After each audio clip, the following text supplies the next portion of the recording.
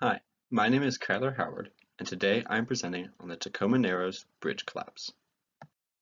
The Tacoma Narrows Bridge was opened on July 1st of 1940. It was the first cable suspension bridge and the third longest of its type. The original plan by Clark Eldridge was too costly at $11 million. They instead went with Leon Moisseff's $6 million plan, which would end up costing $110 million in today's world. Moisseff was already quite famous and respected. He had previously designed the Golden Gate Bridge, Manhattan Bridge, and many more. He even had an award named after him. Towards the end of construction, they brought in a University of Washington professor, Frederick Farquharson, to do wind tunnel testing.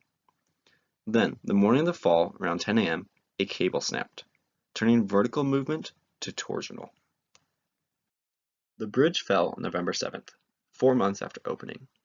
Here is the most popular but misleading video of the bridge. This first section is filmed at 16 frames per second, and it actually runs at about 50% faster than what it would have been in real life. This is due to a conversion error converting the 16 frames per second to the 24 frames per second speed that this section was filmed at.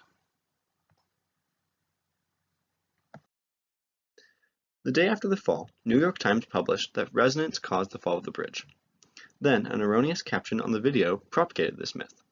They assumed it was from the wind matching the internal frequencies, and this was taught most everywhere. While everyone else had this misconception, the Federal Works Administration and Farquharson both said that it couldn't be resonance. They said that random and variable winds couldn't match the resonance. Instead, they looked elsewhere for the cause. It turned out to be from the wind hitting the 8-foot solid girders. Normal bridges have open trusses that allow wind to pass through. The Tacoma Narrows Bridge forced wind to separate, causing vortices, as shown from dust in one video. These vortices will form as the bridge oscillates, moving across the bridge, creating a time-dependent torque. With high wind speeds, this torque will excite these oscillations even higher, causing what's known as torsional flutter, which broke the bridge. After Galloping Gertie fell, it took 10 years to rebuild Sturdy Gertie. It had open trusses and cost even more than Eldridge's original proposal. From the fall of Tacoma Narrows, 2 engineering principles picked up in use. The first was modal analysis, and the second was an increase in knowledge and caring about aerodynamics. Andy Herman, a past president of the American Society for Civil Engineers, said in 2015 that aerodynamics all of a sudden became important, very important. One other great after effect was a boom in the marine ecosystem around the remains.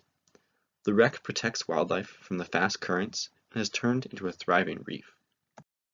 Leon Moisseff, pictured right, caused failure from his miscalculations and negligence.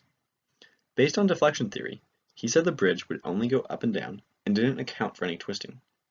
Then, he didn't even consider how the wind would make a torque on the bridge from vortices. Here are my sources. Thank you for watching.